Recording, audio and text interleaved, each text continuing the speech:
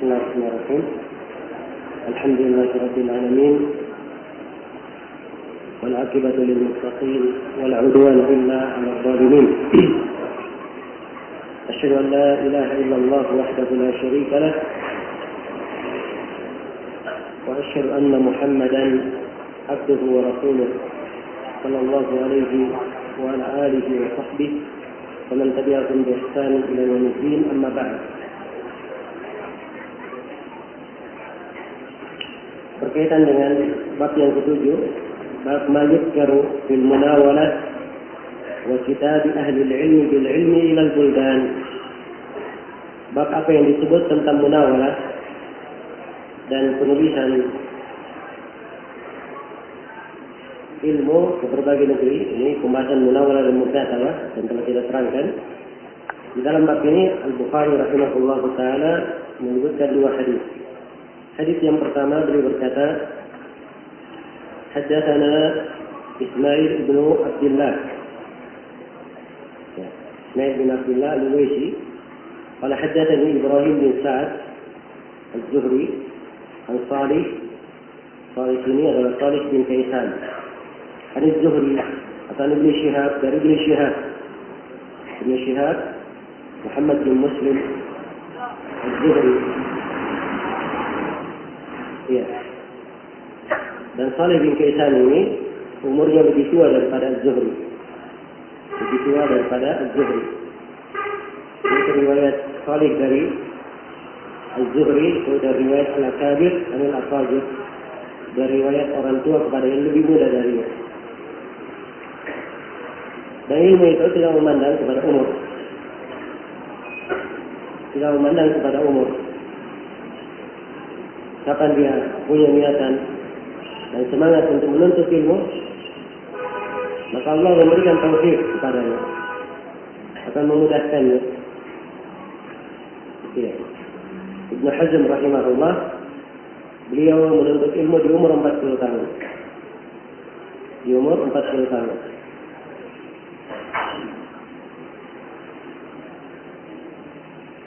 Dan tidak mengapa seorang mengambil ilmu dari orang yang lebih muda darinya, panjang orang tersebut memiliki sisi ilmiah yang layak diambil darinya ilmu di bidangnya. Ya, dikatakan di bidangnya sebab tidak semua orang menguasai seluruh bidang ilmu. Ada yang kuat di sebuah bidang, di bidang yang lain mungkin selainnya lebih kuat darinya. Kemudian kata beliau, an Ubaidillah ibn Abdullah ibn Utbah ibn Mas'ud. Anna Abdullah ibn Abbas akhbarahu, sungguhnya Ibnu Abbas, Abdullah bin Abbas mengabarkan kepadanya, anna Rasulullah sallallahu alaihi wasallam ba'atha bi kitabihi rajulan wa amarahu an yadfa'ahu ila 'azim al-bahrain. Fadafa'ahu 'azim al-bahrain إلى كسرى فلما قرأه مزقه فحسبت أن ابن المسيب قال فدعا عليهم رسول الله صلى الله عليه وسلم أن يمزقوا كل ممزق.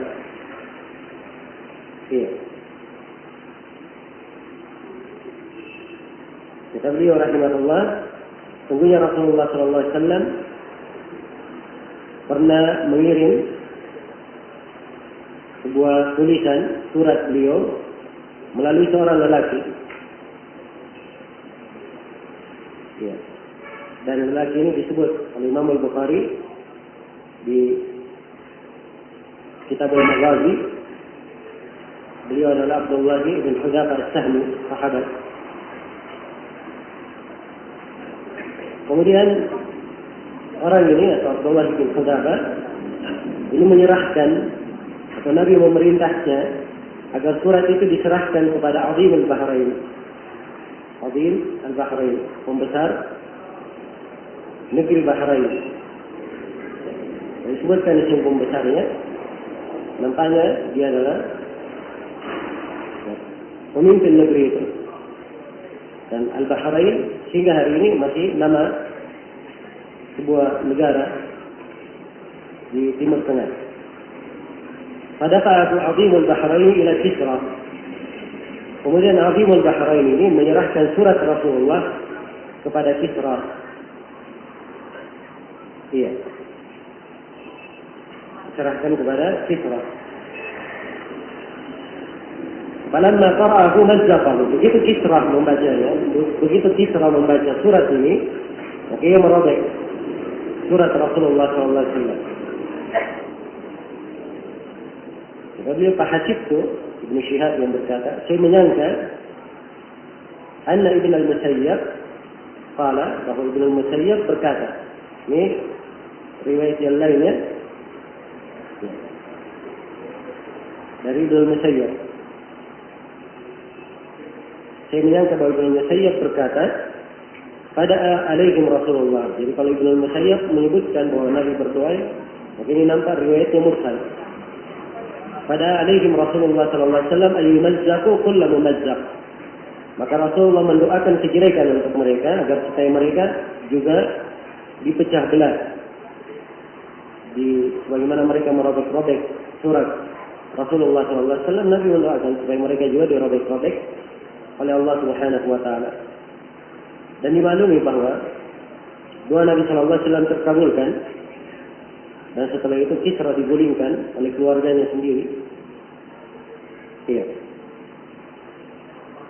Sisi pendalilan Imam Al-Bukhari dari hadis ini, Nabi mengirim surat. Dan ini kitabah. Dan dia mu'tabar, dianggap. Ya. Adalah hal yang dianggap.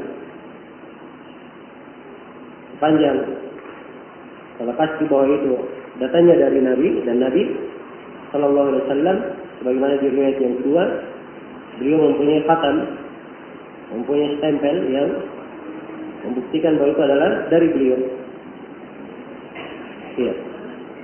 Jadi ini sisi pendalilan Imam Al-Bukhari bahwa ilmu itu kadang dengan mukatabah, ya, dengan menyampaikannya secara tulisan, dan itu boleh. Seorang mengambil ilmu, menyandang ilmu dengan cara yang seperti itu. Dan syah dia menyampaikannya kalau ilmunya dia dapatkan dengan jalur mukatabah. Nah, hadis ini terdapat di dalamnya pelajaran yang sangat agung, bahwa perintah Rasulullah SAW harus dibesarkan. Bagaimana dimaklumi itu adalah syariat Allah, dan kita diperintah untuk mengagungkannya. Maka siapa yang bertentangan dengan hal itu atau merendahkan perintah Rasulullah, maka Allah akan menghinakannya. Kisra merobek-robek surat Rasulullah, maka dia mendapatkan akibat sama dengan apa yang dia lakukan. Iya, akibat dari apa yang dia lakukan.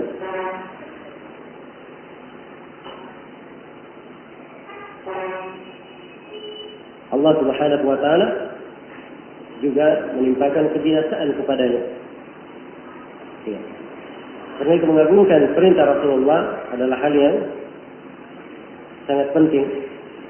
Dan di sini seorang penuntut ilmu harus memahami, ya, pentingnya mengagungkan perintah Rasulullah SAW dan apa yang datang dari Nabi SAW. Diriwayatkan oleh atau disebutkan oleh Ibnu Rajab di dalam Syarah Ilal Tirmidzi,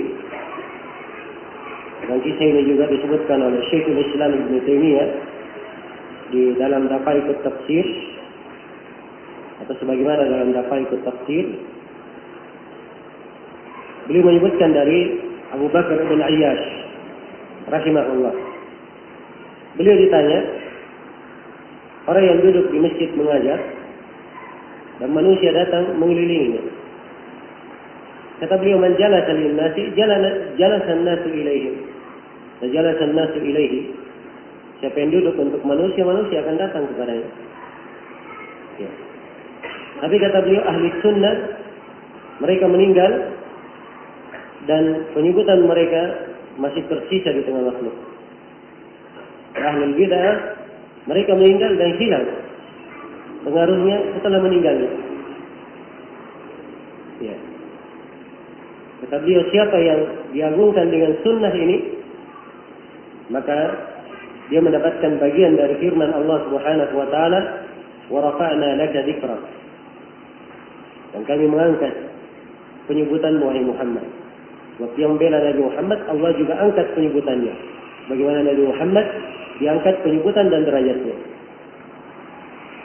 Dan kata Abu Bakar bin Ayyash, dan siapa yang berbuat bid'ah, berpaling dari sunnah Rasulullah, maka dia mendapatkan bagian dari firman Allah Subhanahu wa taala, "Inna syani'aka huwal abtar." Sungguhnya orang yang memutuskanmu, mereka lah yang terputus, yang binasa, tidak mendapatkan kebaikan. Iya. Maka ini hal yang dipelihara dan dijaga. Sebab siapa yang dihinakan oleh Allah, tidak ada yang bisa memuliakannya. Wa may yuhinillah fama lahu min mukrim. Wa may yuhinillah fama lahu min mukrim. Siapa yang dihinakan oleh Allah, maka tidak ada yang bisa memuliakannya. Kemudian di dalam hadis yang kedua kata beliau, haddatsana Muhammad ibn Muqatil Abu Hasan. Ini Al-Marwazi dari negeri Maru. Qala akhbarana Abdullah. Mengabarkan kepada kami Abdullah. Siapa Abdullah di sini? Ya. Imam Al-Bukhari tidak sebut siapa Abdullah. Pada rawi yang bernama Abdullah di tingkatan ini puluhan, bahkan mungkin ratusan jumlahnya. Dan beliau tidak sebutkan siapa Abdullah. Ya, sebab ini kaidah tersendiri di kalangan hadis. Ya, kalau dia jelas, tidak perlu disebut Abdullah bin siapa. Sebab dimaklumi di tingkatan ini, kalau ada orang dari negeri Marwazi meriwayatkan dari Abdullah, itu tidak ada lain kecuali imamnya negeri Marwazi, imamnya negeri Maru, yaitu Al-Imam Abdullah bin Mubarak Al-Marwazi. Jelas ya? Jadi ini Abdullah bin Mubarak di Marwazi. Salah satu kaidah mengenal rawi-rawi. Ya. Qala akhbarana Syu'bah, beliau berkata mengabarkan kepada kami Syu'bah bin Al-Hajjaj Abu Bistam Al-Basri. An Qatadah, dari Qatadah bin Di'amah bin Khattab As-Sadusi Al-Basri. An Anas bin Malik radhiyallahu anhu annahu qala, dari Anas bin Malik radhiyallahu anhu beliau berkata, كتب النبي صلى الله عليه وسلم كتابا أو أراد أن يكتب فقيل له إنهم لا يقرؤون كتابا إلا مختوما فاتخذ خاتما من فضة نقشه محمد رسول الله كأني أنظر إلى بياضه بيده فقلت لقتادة من قال نقشه محمد رسول الله قال Anas berkata Nabi SAW menulis sebuah tulisan dan atau dalam sebuah riwayat beliau hendak menulis. Ya, maksudnya di sini hendak menulis yaitu beliau hendak memerintah orang menulis. Sebab Nabi tidak bisa menulis. Ya. Ada juru tulis beliau. Maka dikatakan kepada Nabi bahwa mereka orang-orang yang akan dikirimi surat ini, mereka tidak membaca tulisan, tidak membaca surat kecuali surat itu sudah distempel, ada khatamnya. Maka fattakhadha khataman min fiddah, maka Nabi pun bikin cincin yang ada tulisannya untuk sebagai stempel dari perak yang ada tulisannya Muhammad Rasulullah.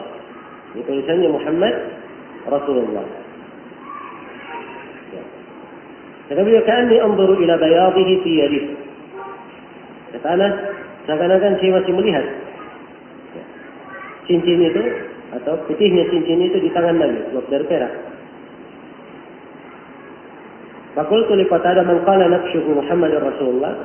Maka kata Syu'bah, saya bertanya kepada Qatadah, siapa yang berkata bahwa tulisannya Muhammad Rasulullah?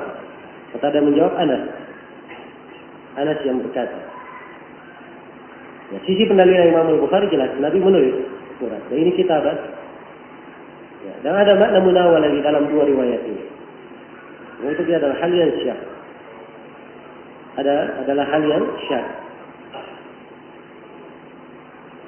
Dan hadis ini menjelaskan kenapa Nabi Shallallahu alaihi wa alihi wasallam, ya,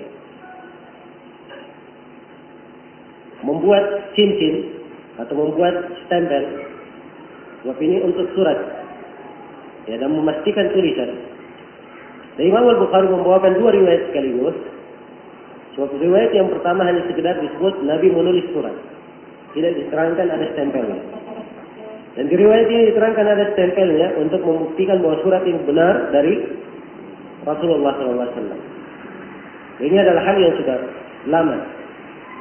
Kemudian adanya stempel ini disebutkan ini adalah hal yang berkembang di antara mereka. Dan Nabi sendiri belum membuat sebelumnya. Yang kemudian Nabi membuatnya. Iya. Ini menunjukkan bahwa tidak seluruh muamalah manusia itu yang dilakukan oleh selain umat Islam, ya, semuanya dikatakan sebagai bentuk tasyabbuh kalau dilakukan. Sini Nabi baru membuat stempel. Ya. Ini menunjukkan bahwa Islam ini membuka perkara-perkara yang terdapat di dalamnya kemaslahatan dan berjalan di tengah manusia. Ya. Dan ini semuanya ada pembahasannya dan aturan-aturannya dalam ilmu ushul fikih. Ya. Maka jangan ada yang terlalu mempersempit dan jangan terlalu memperluas. Nah, sebab banyak orang yang kadang ekstrim di dalam sebagian pembahasan. Ya, seperti tadi atau kemarin saya singgung tentang, ya, yang mengatakan daurah itu bidah, kata daurah. Ya. Ini dari bentuk yang seperti ini, kurang pemahaman, ya, terhadap kaidah-kaidah, kurang pemahaman terhadap, ya, bagaimana seharusnya seorang itu berdalilkan dan memberikan hukum. Baik.